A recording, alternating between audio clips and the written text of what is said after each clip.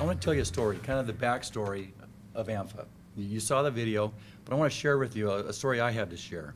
And in my 30 years as working as an aircraft technician, I was working the line one day, and we had a flight takeoff. Lost all hydraulics, total hydraulic failure, had to make an emergency return to the field. And so I was dispatched to go out and recover that aircraft, to drive the tug. We went out to the runway with all the fire trucks lined up, waiting for the aircraft to come in on this emergency landing. Well, the fellow that went with me was a young mechanic who had worked graveyard the night before. And that was his aircraft that he had worked on that night. So you can imagine what was going through his mind. As we sat there in the tug, he is just asking me over and over all of these task cards that he'd worked on. You know, what could have resulted in this failure? And so he's just searching his mind, thinking every task that he had done the night before and signed his name to in the airworthiness block, that he was responsible for the safe dispatch of that aircraft. And so as we sat there in that tug, I knew exactly how he felt, having spent years as an aircraft mechanic myself. And until you have that type of perspective, you don't really appreciate the ideals of AMFA. And that perspective is the ideas that O.V. Del Femini and the other founders of AMFA had 50 years ago when they approached Lee's father and helped craft the first AMFA Constitution.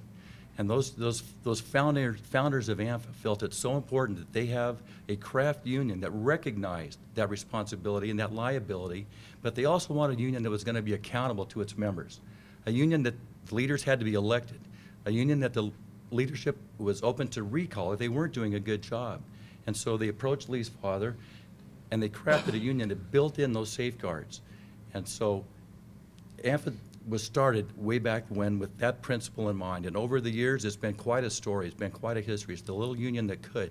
We've represented carriers throughout the years. Through regulation came, and through mergers and bankruptcies, it lost representation, but then it grew again. And again, we've gone through a recent period of evolution in the industry with more mergers, bankruptcies, and representation disputes. But AMFA is still here. It's an ideal for the aircraft mechanics and the technicians having a craft union that represents the aircraft mechanics and related employees. And so it's something that's not going to go away. It only makes sense. And until you have that perspective of being a licensed mechanic, working in our class and craft, you don't really appreciate that. And so you lose that in these large industrial unions. And so I'm so excited that you guys have invited us to be here today to speak to you. We came very close here at American a few years ago to getting an election. And we were robbed, as you guys know, by the National Mediation Board. We're not going to let that happen this time, and we're going to be successful on the property.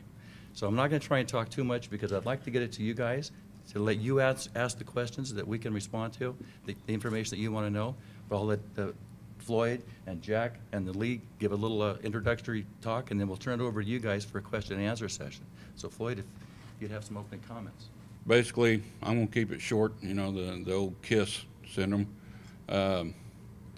All I want to say is that AMFA's not about us. It's not. It's about you. You are AMFA. You are the union. If you don't want this, it's not going to happen. If you do want this, this is where it starts. Y'all have to go back. Y'all have to talk to your people. We can't do it. Y'all have to do it. We'll give you every tool that we have available to help y'all do that. I'm not going to sit up here and make promises that I know is a dadgum outright lie. I'm not going to do that. We're here for you guys. Whatever we can do, yell at me. I'll be glad to help you. My name's Jack Coonrod. A recent accomplishment that I'm very proud of is unlicensed maintenance workers at Southwest Airlines. I was the chairman of their contract negotiating committee. Southwest Airlines wanted to get rid of this group, all of them. I told the company, this will be the longest negotiations in the history of Southwest Airlines. 3.5 years later, this previous Tuesday, we signed that contract. They now have the best security in all of aviation. They cannot be displaced from their station, much less anything else. They got a 26% pay raise over 4 years. And they're still here today. Well, I'm not going to be brief because I like to talk way too much. We pay him by the word. And then they also get paid by the word. This will echo a little bit. My first remarks will echo a little bit what you saw in the video, the idea of a craft union. I come at it from a legal perspective. There is, as you may know, a federal agency known as the National Mediation Board that oversees all elections in the airline industry. And they decide who gets to vote in any particular election.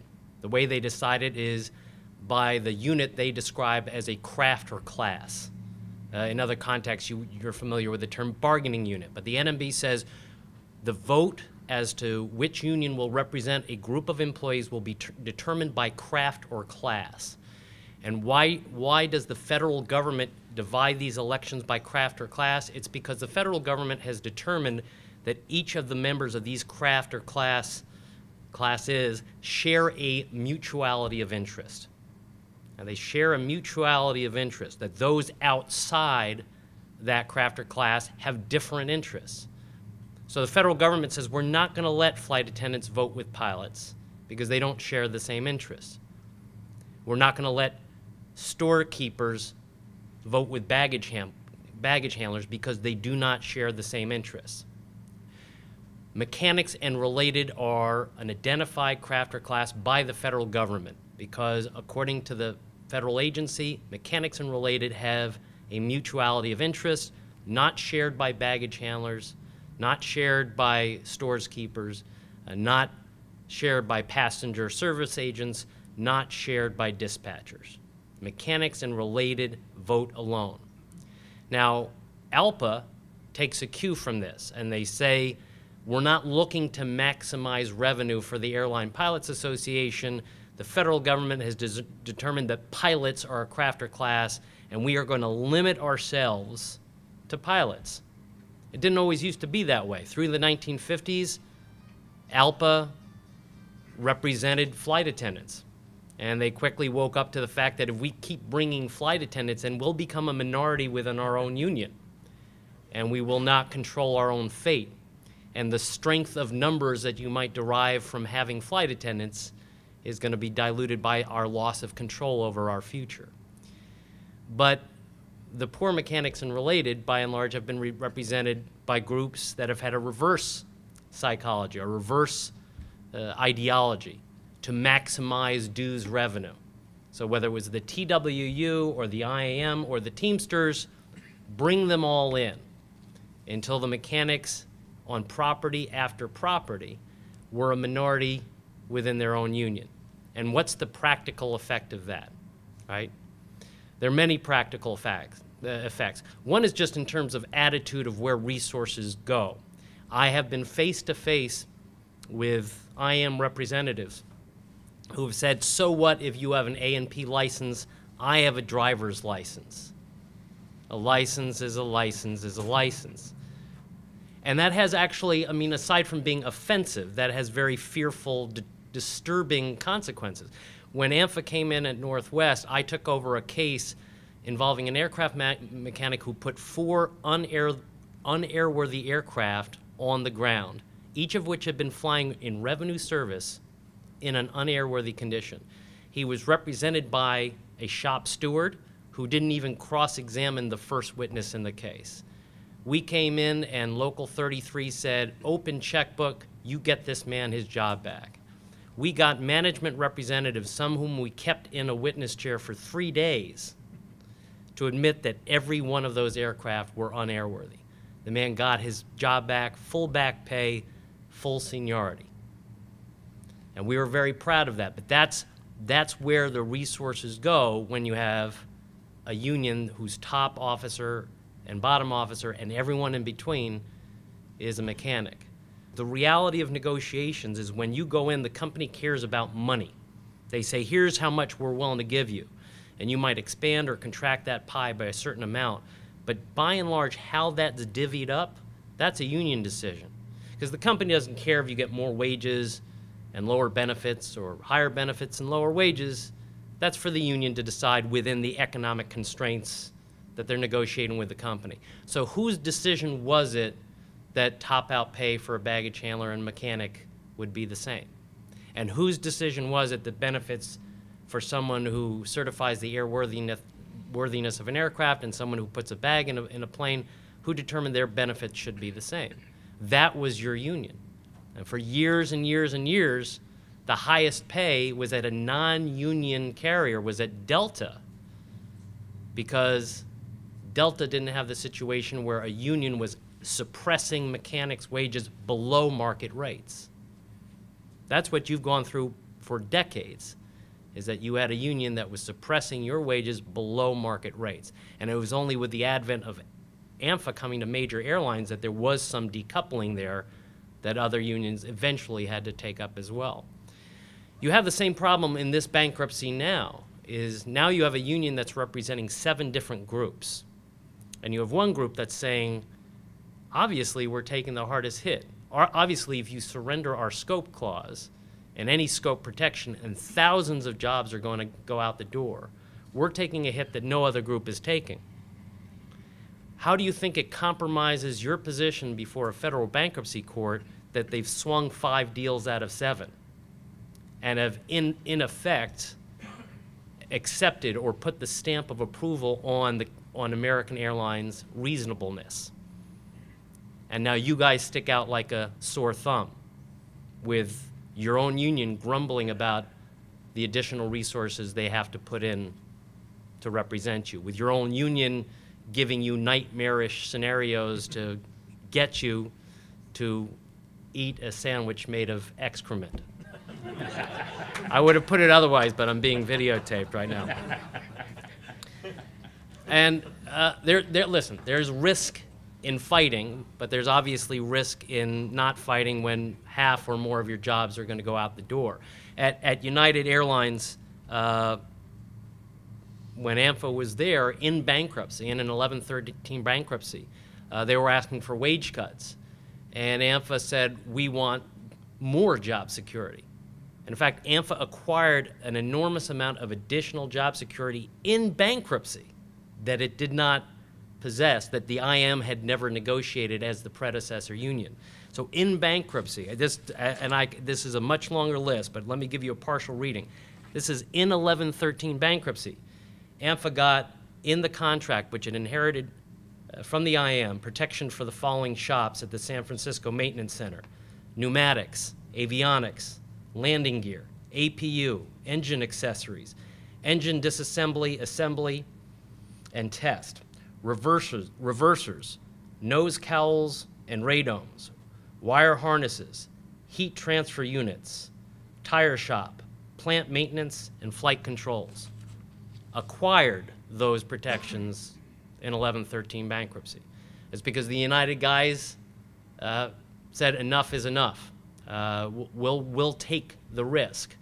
And the decision of that rank and file was the decision that the leadership adopted and which the attorneys adopted. No more threats from the attorneys that it's going to be a nightmarish result. We've told you that. We've told you that there's risk. You've asked for us to demand more, and we demanded more. Similar situation at Masaba Airlines, where they were demanding close to 20% pay cuts, and we went to trial.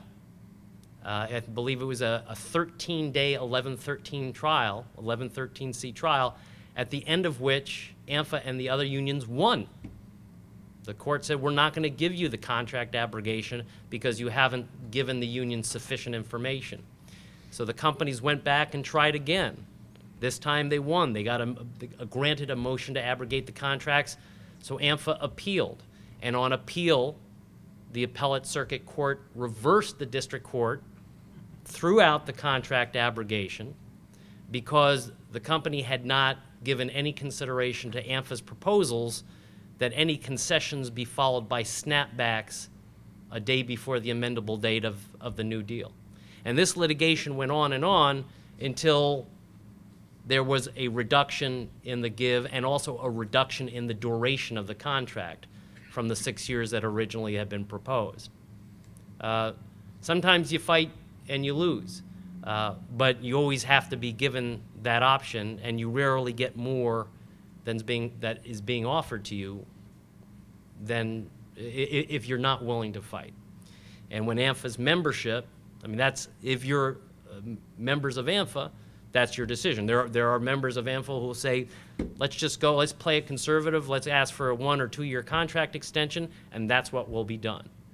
And there are member groups at AMFA that says, you know what, enough is enough. I'd sooner hit the bricks. I'd sooner find, I'm a skilled worker. I think I could find a job elsewhere, so I'd rather fight and suffer the consequences if we lose. And so we fight. And the fact is, usually when we fight, there is a better result. As I say, and I kind of stole my own thunder to some extent in that video, is that many of my proudest moments as an attorney have been representing AMFA. So whether it was when they were doing the criminal history background checks, and AMFA members were to the point where there was a U.S. attorney threatening us with criminal action, but we were sending so many faxes to flood the TSA and to flood the FBI about going back 20 years on criminal history checks and destroying the careers of guys who maybe got in a bar fight 19 years ago, or a flight attendant who, in a fit of pique when her husband was cheating on her, stole her husband's stereo and had to plead guilty to a felony 18 years ago. You may all recall there were hundreds of people who were losing their jobs, and it was AMFA that flooded the government's fax machines with protest letters and got them to rescind their policy and start redacting the FBI files so they wouldn't go back further than the 10 years. It was AMFA that had me respond to an IM shop steward who was being threatened with discipline because even though the company knew that there were cracks in the fuselage, they were telling all the mechanics, we know these planes are coming in with cracks, and therefore we're assigning you to this subsection of the fuselage, and if you find the cracks in the other areas, we know you've exceeded your work jurisdiction and we'll discipline you for working out of your assigned area.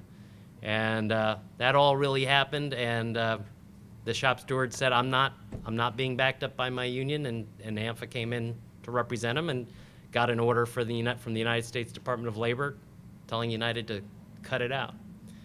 There have been times actually with a guy right here not too far from me who was fired for wearing a particular T-shirt, expressing his rights under the First Amendment and the Labor Management Reporting and Disclosure Act, wearing a T-shirt saying, I'm not happy with the TWU because they've granted all these concessions.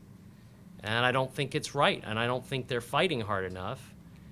And his own union was involved in getting him fired. And AMFA agreed to cover the attorney's fees to represent him, and he was reinstated with full back pay and full seniority. And that's another case in terms of just defending American free speech rights, both in general and in the labor context, that I'm very proud to have participated in. So, you know, there are no guaranteed results, but there's a guaranteed failure if you don't control your own destiny. And that is what AMFA is offering you, is a chance to control your destiny, both in terms of being a crafter class specific union and also in its constitution that denies to itself, it's the only union that denies to itself the ability to dilute the interest of the craft. We don't permit ourselves to organize baggage handlers, even though it might be attractive to get all that money in. But also in the democratic structure that ensures that if the membership is committed and is going to participate, they will have leadership. They will have leadership who reflect their desires. So, thanks, and I think the rest of the meeting is all yours to ask whatever questions you may have, right? Does anyone have any questions for us? Oh, this will be an easy meeting. Oh, well, there's somebody up behind you further. Talk about your success at United at San Francisco. A couple of concerns on the floor that I've heard are that there were other stations that were sacrificed to save San Francisco.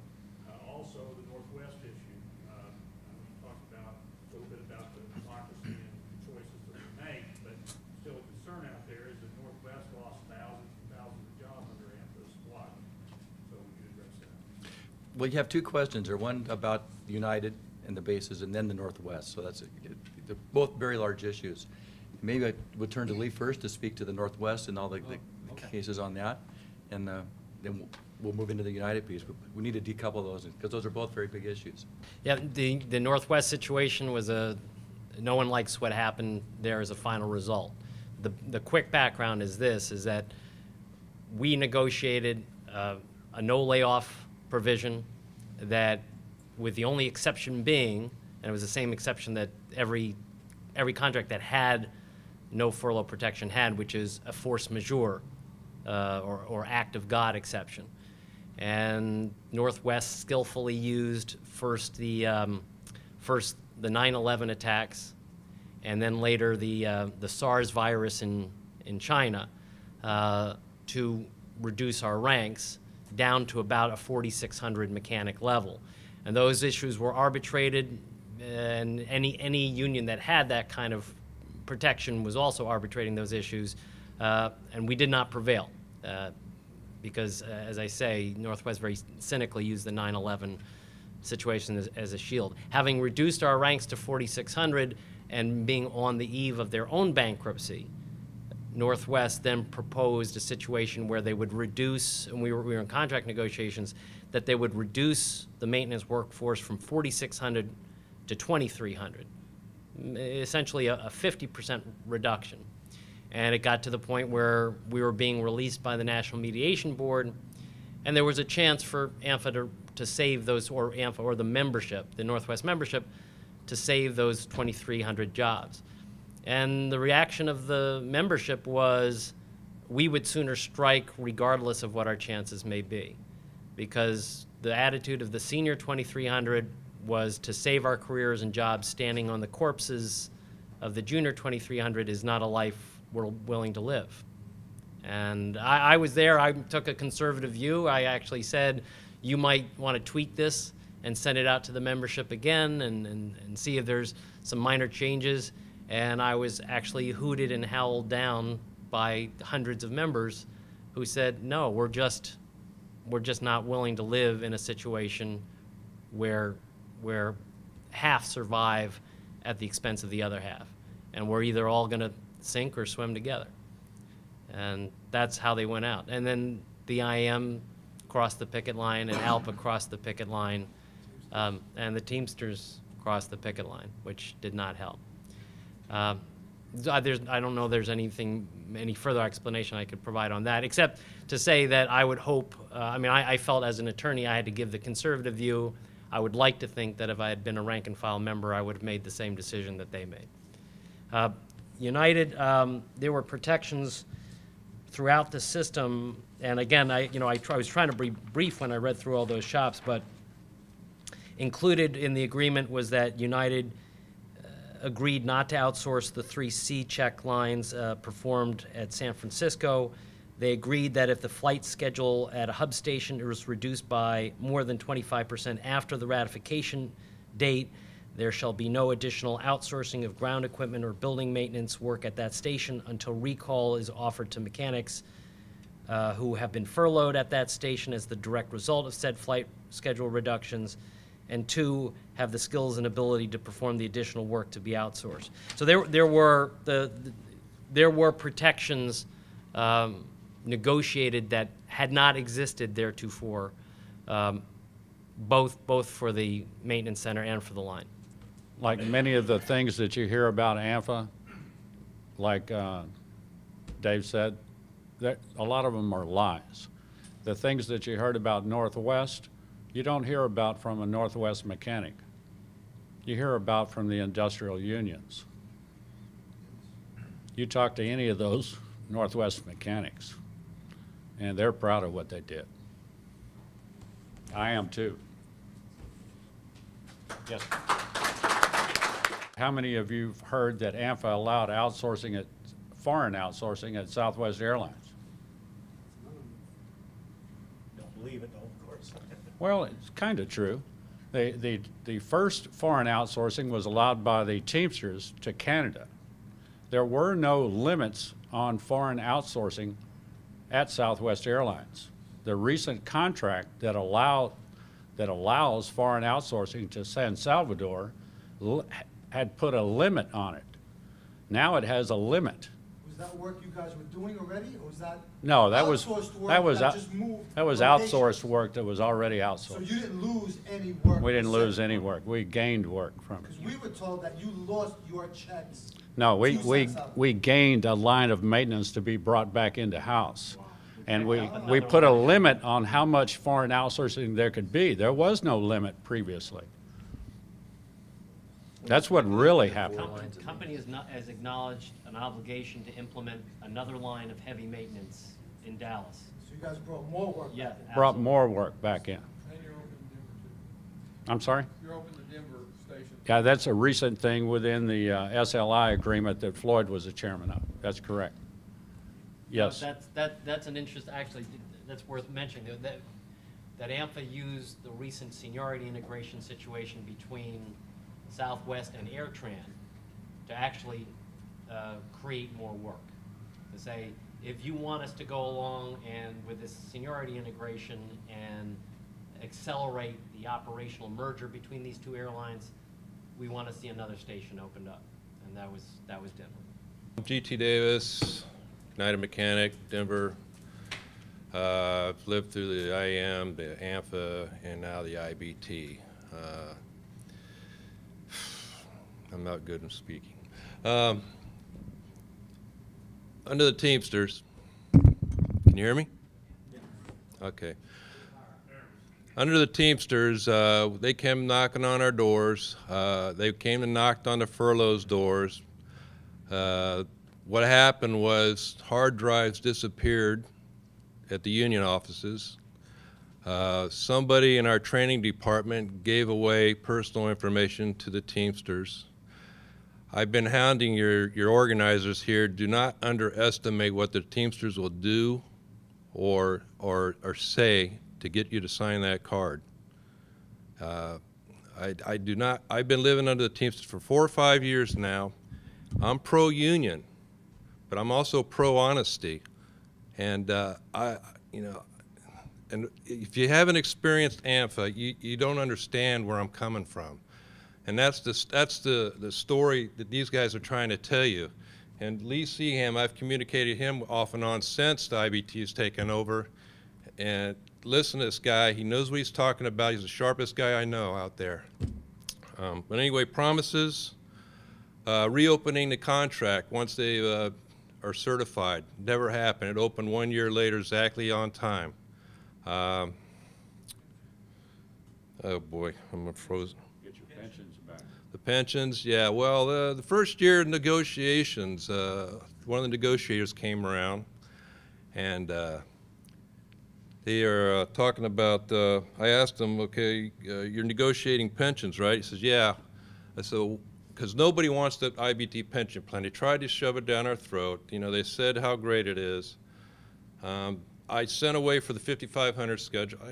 I got so much information in my head, it's just unbelievable. Anyway, the stuff they were selling about the pension plan, it was in the yellow, and actually it was in the red. We didn't want the pension plan. They tried to sell it to Continental guys. They put together a survey saying they don't want it. They wanted to keep the CARP or the 401k. What was it? We want either a CARP, which is our defined benefit. Let's stand alongside you. Yeah, he's my counterpart on the Continental side. My name is Udi Nakash. I've been a mechanic for 18, 19 years now. I was with United previously, got laid off, went to Continental, did the full circle. I'm back at United. So before they got the Teamsters in at United, us at Continental, they came to us and told us that Continental was going to freeze our defined benefit in about 2008. Not 2 months after they said that, Continental had came out, said they deposited about 100 and something million into the defined benefit plan. Everything's good. So we started questioning, why would the Teamsters just tell us that Continental's looking at freezing it when here we goes 2 months later? So come to find out, the Teamsters, the Western Conference panel, like GT found out later on, that it was in the red. So they needed more members, higher paying members, to pay off for all the people that have been leaving the Teamsters. Now they can't afford it. So we decided upon ourselves, we did the research, we came to the conclusion that a defined contribution was the best way for us. We want the company, like they have at Southwest, to contribute a percentage of our paycheck into our own accounts. The company goes bankrupt, they can't touch it, it's in your account. You leave the company, they can't touch it, it's in your account. You die, if you die, our plan will only go to my spouse. The Teamster defined plan and the regular defined benefit and the continental defined benefit also. It only goes to the spouse. Your kids, if you die in a car accident with your spouse, your kids don't get any of that money. And that's your money. So now the Teamsters wanted to keep all that money. So we told them we want a defined contribution. This is what we want. We don't want your car. You know what? You even talked us out of a defined benefit. We don't want your Western Conference. We don't even want the CARP anymore. We want you guys to negotiate a defined contribution for us. The Teamsters said no. We will not negotiate that for you, they told us. They told us what they were going to negotiate for us. No, that's not how it works. We don't want your pension. We want it our way. They said no. We'll keep the CARP. Then they promised it to those guys, and then those guys had the same fight that we had. Yeah, actually, I did a lot of research on the pension plan, and I went back in a union meeting at the IBT, and I presented with the information. I said, listen, we do not want the pension plan. We said we already had a pension plan stolen from us in bankruptcy. All right, we want something what we control. We wanted a 401k, improved 401k. So it just fell on deaf ears. They would not listen. They would not listen. So I put together a survey, and I got about 7% return on the survey. 90% of the membership who took this survey wanted a 401k. They did not want any IBT pension plan. And so they still wouldn't listen. So I sent it to the board of directors. I sent it to everybody. And so the next union meeting, the president presented it in front of the truck drivers and such that it looked like I was a pretty bad guy. All right, and it almost came to fisticuffs. So anyway, within a month or two, I think it was, the IBT put a letter out saying, due to recent changes, we're not going to push the 401 or our pension plan. But now they're back at it again. The problem with the IBT is they're saying is, shut up, we know what's best for you. Yes. An IBT officer in San Francisco was overheard stating, well, if we give these guys a 401k what they want, then they'll go out and spend it. The best thing we can do is put them in our pension plan so they don't spend their retirement. They're talking to us like we're 16-year-olds with a first paycheck. That's their fear factor. Back to the industrial unionists and their fear of getting the membership to do what they want, what's best for the union. That's their fear, and that's what they threw at us. Well, you know, if we give you a 401k defined contribution, you guys aren't smart enough to do what you will with it. You're just going to lose it, and then when you're 65, you're going to be eating garbage off the streets of New York.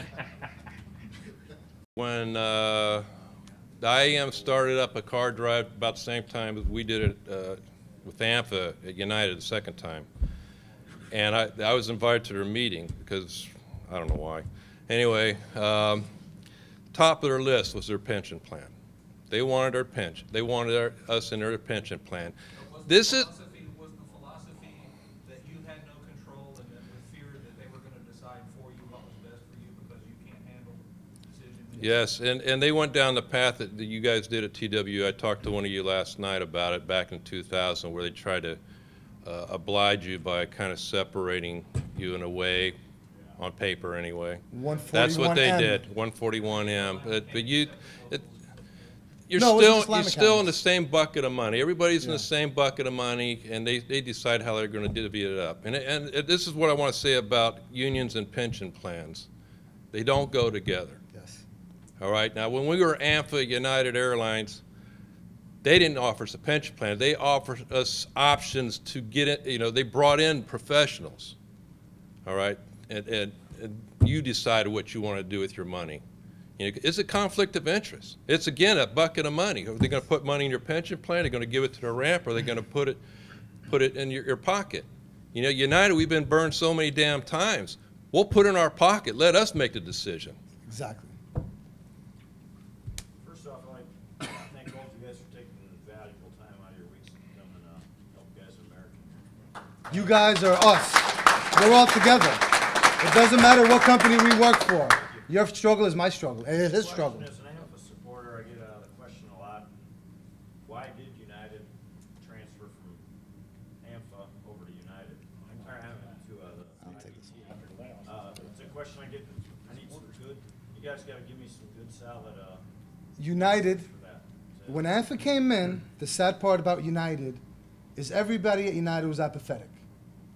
The drive was going on. When I hired on United, the drive was already going. These guys, or everybody was doing it. The problem with United, it never got strong enough. It didn't get accomplished until it was too late. Until, like you see, until Indy was closed, Oakland was closed. There you go. Everybody got laid off. I was part of that after September 11th.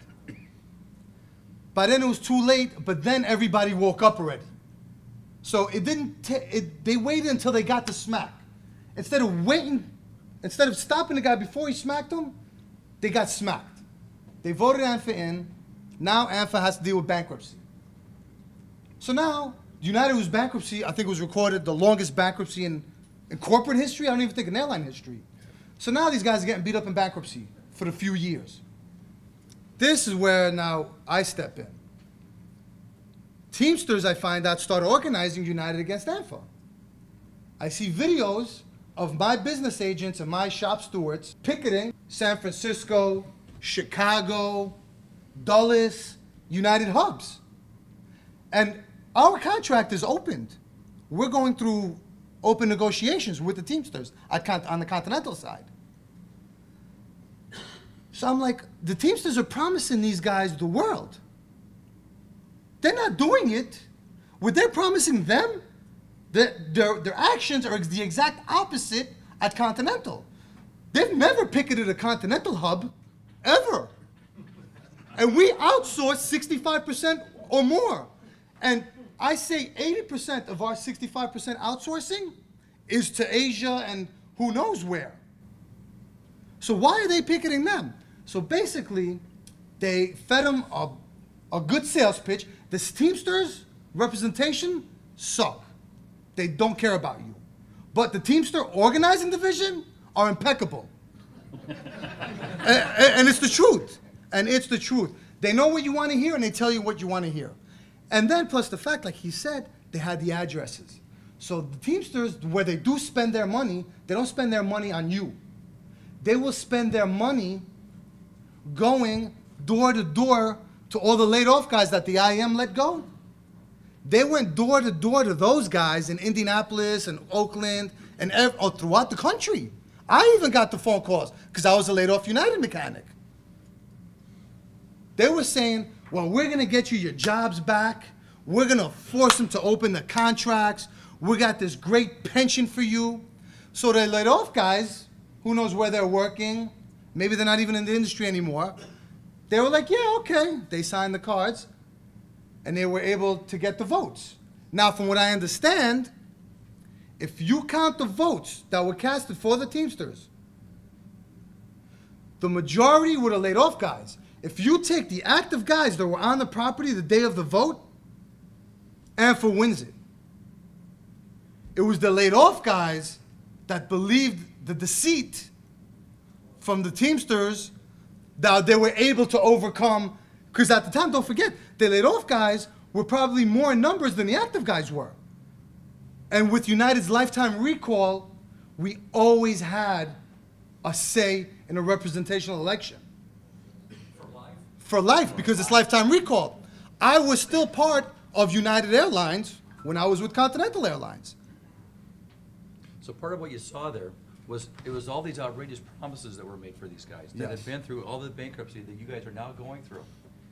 And then it was the desperation. It was this hope of a white knight relieving these promises, even how outlandish they were. Keep And their so- power. Yeah, exactly. So now the reality, like GT is telling you, and Nudi's telling you, the reality has certainly not lived up to the promises that were made. So your biggest ally is knowledge. These guys have to be educated, because just like they've mentioned about the 10,000 people we lost at United, they blamed it on AMFA. They're, you know, the IM, the TW, the IBT, they all seem to be on the same page, spouting the same arguments. I got a website on the internet, the AMT.com. I've been running for 8 or 9 years, and I see the same cycle going on and on. You get the pro-IBTs and everybody doing the same arguments, and you know, this argument, you know, and it's just obvious. People are not educated. That's what I've been trying to do. I've been doing newsletters for the last 3 or 4 years. That's your battle, apathy and education. Yes. All right, you guys just got to pound these guys with flyers and everything. Can I say one thing real quick? We have Northwest guys in Orlando for Continental, for United now. Got him in Dallas at Southwest. The one thing I will tell everyone here, that will reiterate what Lee said and everybody said up here. When we started collecting cards last year for AMFA, every single Northwest mechanic signed an AMFA card. Every single Northwest mechanic on United property today signed an AMFA card in Orlando, Florida. And every single one of them said they would go back to AMFA over the IBT any day. Is if there's a change of representation, Yeah. does the new representation have the right in federal court to deny and win Section 6 opener Right. for early negotiation? The answer is no. Both the National Mediation Board and federal courts, time and time again, have said very specifically that a successor union steps into the shoes of the predecessor, because for the purposes of legal analysis, they treat the contract as a contract between management and the employees. And if you change unions, it's no different legally than if you changed attorneys. If you agreed to buy a house and through attorney A, and now you have attorney B, and you say, well, now I get to rip up the contract because I changed representative, you'd be laughed out of state court. And if you assert in federal court, I've changed unions, so I therefore no longer have to honor my collective bargaining agreement, you would be laughed out of federal court. So the only way it could happen is if the successor union requested it and management agreed to it. Then It has to be consensual. Right. Nobody's going to go to federal court and make management open up an agreement No. early just because there was a change of representation. That's correct. And then to bore you maybe with a minute of detail, the one case that they cite in support in terms of precedent, because as he conceded, this never got to court. The one case that they cite is U.S. Airways and U.S. Airways shuttle, where U.S. Airways buys the shuttle and the flight attendants actually sue to extend the mainline contract to the shuttle flight attendants. The court said, no, the contract doesn't get extended. So you have two flight attendant groups now in one bargaining unit with one union, but they have two contracts. But what the court did say is the contract for the smaller group now becomes open because they are the smaller group in a merger. But for a single airline, it's never happened. In fact, the precedent is very clear. Union B replaces Union A. They're just like changing lawyers. The same contract, including the duration clause, applies. And I've always said, as far as I'm concerned, for them to say differently in the context of that is one of the other factors that played at United. Is number one, they got into the 90% of the furloughees because the furloughees were buying a lottery ticket, just as Udi said. There were a lot of false promises. But also, there was a misrepresentation from the IBT's firm, as far as I'm concerned, a misrepresentation saying that we can open up this contract immediately, and they didn't because they couldn't. What he means is lie. Yep. Well, that is. Oh, and so someone asked me to give the date. If I'm it's not that I'm farsighted. It's just that my arms aren't long enough. AMFA was certified at United on July 15th, 2003. July 15th, 2003, we had no representation on United. PW told us last time that if AMFA, if it went to a vote, and we agreed that AMFA would come in, that we would have no contract. Lie. That is that is the biggest lie, and we've sent this letter out, and I guess we need to do it here as well. But the case law is completely crystal clear that contract is the employee's contract. That is your contract, and if you choose to change unions, no different from changing attorneys, you take that contract with you, and it's inherited by the next union, and they enforce it for you. So I actually, we have a stock letter because this lie has come up. That is a bald-faced lie, and it's a gross misrepresentation of the law. We have a letter that we've sent out at other properties that says here's what the NMB has said, that the successor steps into the predecessor's shoes. Here's what the federal courts have said. Successor inherits the predecessor's collective bargaining agreement, and any TWU official who's saying otherwise, have them write it down and sign it, and we'll take it to the federal agency. And dollars to donuts, he won't do it, because it is just a flat-out lie. The 1113 process is supposed to be for the benefit of union-represented employees, right? And that all comes out as ironic. But prior to the bankruptcy code adopting 1113 and the United States Congress adopting 1113, labor contracts were treated as any other contracts in that they were automatically abrogated by the mere filing of the bankruptcy application.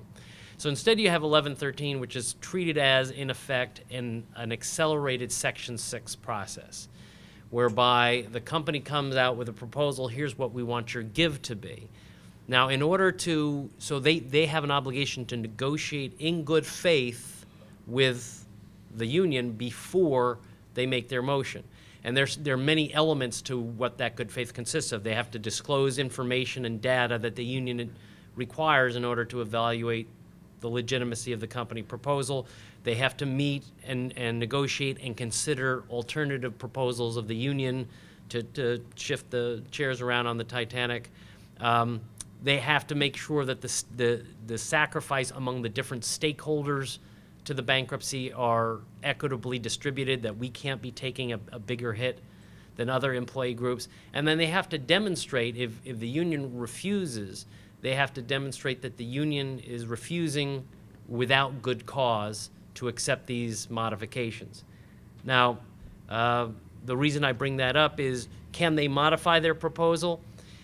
They can't, in terms of making the motion to abrogate the contract, they're stuck in terms of reasonable analysis with the proposal they walked into court with. So in terms of fighting the fight and saying, let's go to trial on 1113, American can't come in at the last minute and say, oh, but this is all we want. We've reduced what we're looking for. Whatever their initial proposal was going in, their reasonableness will be, and our, or the union's possession of good cause or lack of good cause is going to be based on the proposal that American had prior to filing its motion. I would characterize that as a scare tactic, because whereas I would have to concede that theoretically that is possible, and in fact that is what the bankruptcy code says, that you can move if the company's been reasonable, negotiating in good faith, the union's rejected the modifications without good cause, the company can go in and make a motion to abrogate the contract entirely.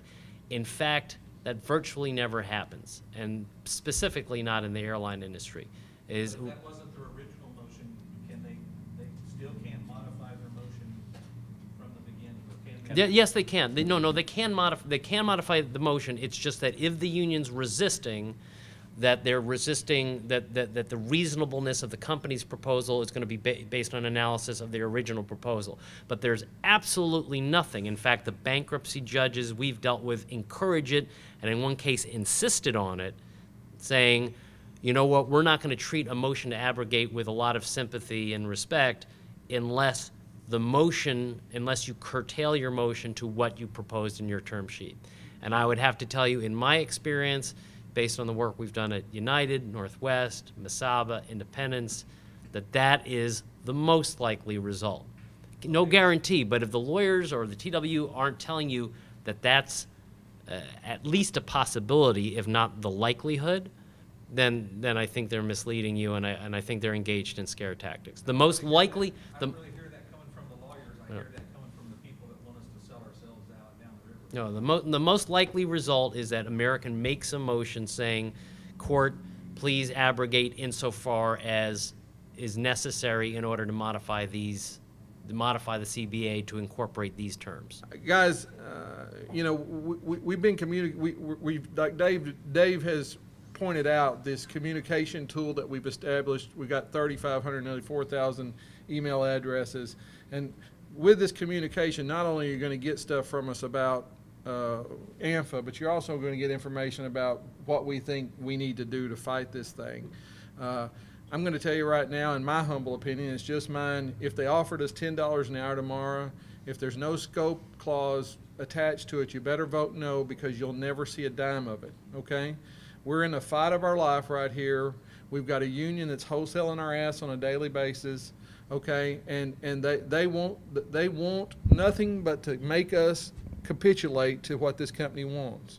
This company has increased its money in the bank by over $800 million since they went into bankruptcy. Who in the hell ever heard of somebody going into bankruptcy with $4.5 billion in the bank and increasing that sum of money while they were in the bankruptcy, while they're paying all these lawyers, no offense, Lee, you know, by the word, okay? That's why we have to have them.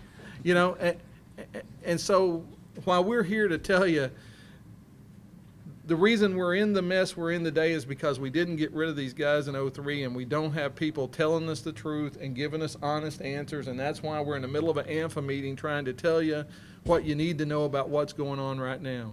If we had these guys, Lee would be coming out here telling you, look, guys, these are the choices. This is what you could do. These are your options. Make your decisions. Instead, the TWU is getting 7, and I don't want to disrespect anybody who doesn't have an aircraft license in here. We are all mechanics when we all are in this together. But we had 7 facilities maintenance guys, John Hewitt, who is an unlicensed mechanic at Tulsa, and a guy, a sellout from St. Louis, who brought this mess back to us. If you go look at who brought this back.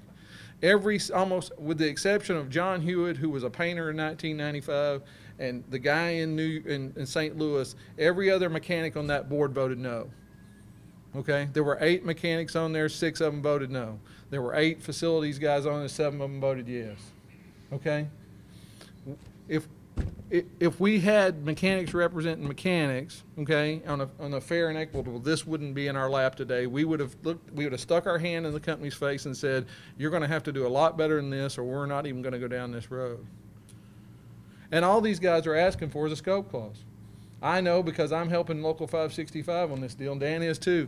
All we told them was, look, okay, if you're going to lay off 2,000 guys, then the next 7,000 guys, we need language that says those guys get to keep their jobs. You can't get rid of them after the fact. And you know what Ream said to our guy? I don't know why you want a scope clause. The TWU's more than happy to lift it anytime we need it lifted. Yeah. Okay, that's what Jim Ream told our negotiators. Just want to share with you real quick. I have to leave in just a few minutes. I have to catch a flight, head back to Seattle, repack, head to Washington, D.C. Next week, I'm meeting with the congressman of California. He has sponsored a bill, Congressman Giramondi, about Build America. And we're talking with his office. We're lobbying him to add a clause in there called Repair America, American. And so that, like American has done here over the years past, but to through legislation require it that airlines can't keep taking all of this work overseas, and put some restrictions on what can go out and keeping this work in America. So we'll be doing that next week. So I have to leave shortly, but we've got this room until 2 o'clock. Lee and Jack and Floyd, they're going to be here until tomorrow. So long as you want to stay here this afternoon and ask these guys questions, they're going to be around to do that. We'll be here Tuesday if you got questions. And we have this room until 2 o'clock. We really would like to have some guys, if you're willing to do so, give a short testimonial on film. I know that'd be really helpful to Don and Dave and the guys putting together this campaign. You've got some fantastic assets working here for you guys. These guys have shown dedication for years. You've got a fantastic organizing committee, and I salute you guys. So really, hands off to you guys for the work you've done in making this possible today. I appreciate it.